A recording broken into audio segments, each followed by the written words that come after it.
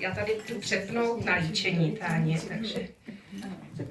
Takže je to moje, áno? Áno, promiň, Ivanko, je to tvoje. Ďakujem. Tak, pekný večer, prajem všetkým. Moje meno je Ivana Krácová a do Mary Kay som vstúpila v roku 2020. Takže tento rok oslavím 6. rok v tejto firme.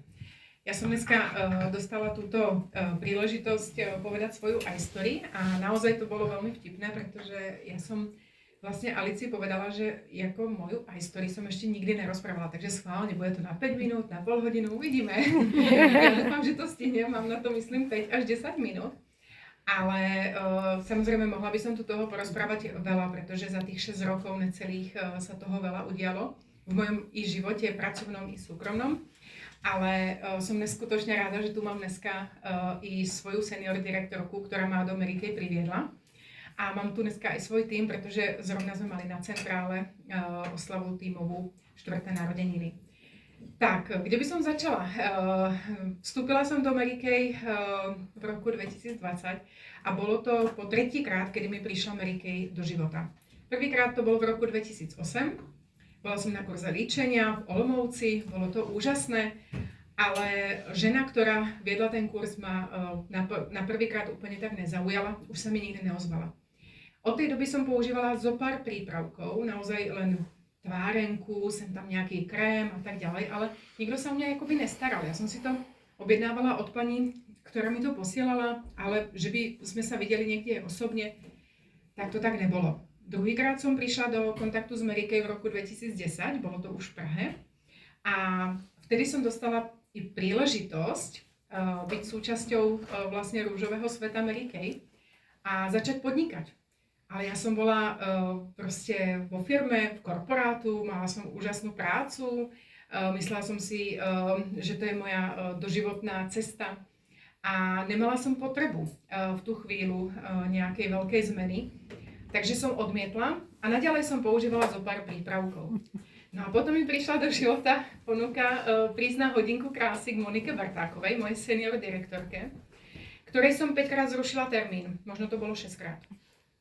Pretože som mala 2 malé deti. Jedno dieťa malo 2 roky a druhé malo pol roka, naozaj malé miminko. Ale už som vedela, že potrebujem niečo začať so sebou robiť. Tá pleť bola naozaj katastrofálnom stave, pretože to je, všetko sa točí okolo detí, okolo domu, okolo proste povinností a tak som na 6. asi termín prišla. A naozaj som tie prípravky už z väčšej časti poznala, ale neboli mi nikdy tak predstavené v takom jakoby ucelenom nejakom kontexte, že som vlastne pochopila, že len keď to budem používať tak, jak mi doporučuje naozaj tá žena, tak to bude fungovať. A potom vlastne mi dala príležitosť. Môžem sa stať zákazníčkou, alebo sa môžem registrovať. A ja som ten mesiac mala narodeniny. A ono to nebolo málo. Na materskej človek si povie tak ako vyhodím teraz proste 3000 korún za nejaký balík kozmetiky. Tak som to konzultovala s mojou mamkou a ona, choď do toho, tak si to kúpiš k narodeninám. Strašne ma v tom podporila. Podporuje ma do dneska. A tak som to urobila. Donesla som domov balíček, vybalila som ho a môj partner hovorí, kozmetika. Úplne nadšený. A ja, áno. Presne tak. Teraz som to začala vybalovať z toho balíčku.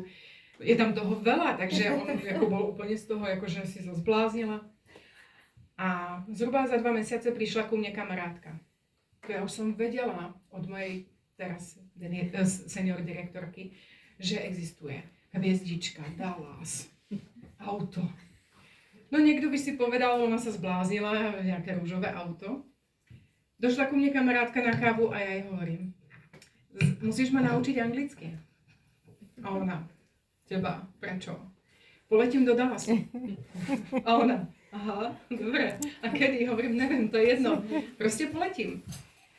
A naozaj vlastne za 1,5 roka som letela, pretože vlastne moja direktorka mi ukázala tú cestu, povedala mi vlastne, že je možnosť sa stať direktorkou. A tak si hovorím najprv, tak budem mať 5 000 k materskej, ono to bude super. Tak keď som mala tých 5 000, ako prídelek, tak si hovorím, tak by som chcela možno tých 10. Tak keď už som mala tých 10, tak si hovorím, a tak ja idem skúsiť tú direktorku. Tak som si začala budovať tím. Dneska tu tí ženy sedia, väčšina z nich, ktoré prišli do môjho tímu na tom začiatku. A do Dallasu som skutočne letela. A letela som tam 2-krát, pretože som potom ešte do roka oddelila jednu direktorku a ešte som letela potom akoby po druhýkrát. Takže niekomu sa môže zdať sen bláznivý, že si povie na začiatku, kedy sa registruje, že poletím do Dallasu, ale dneska už viem, vtedy som to tak nevedela, že už len to, že máte cieľ, tak už to je cesta a už ste na nej. Takže asi takto moja aj story. Dneska som oslavila 4. narodeniny s tímom. V septembri oslavím 6 rokov v Mary Kay a nemenila by som. Takže ďakujem za pozornosť.